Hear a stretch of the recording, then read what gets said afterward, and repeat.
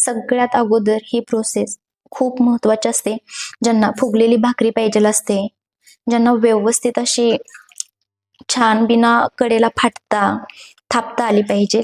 तर आता इथे मी मिक्स पीठ घेतलं आहे. त्याचं कारण आम्हाला दोन्हीची भाकरी खूप आवडते तांदळा. पहा, इथे मला पीठ मळण्यासाठी फक्त 3 मिनिटं लागले आहेत. तर आता तुम्हाला हव्या त्या शेपमध्ये तुम्ही दोन्ही साईडला लावून घ्यायचं.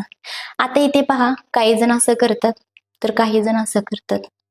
मी दोन्ही. तर चला आता भाकरी भाजून घेऊ आपण. एवढीच फिरते. पुन्हा आपल्याला इथून सुरुवात करायची.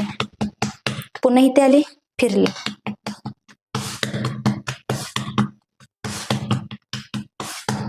बघा,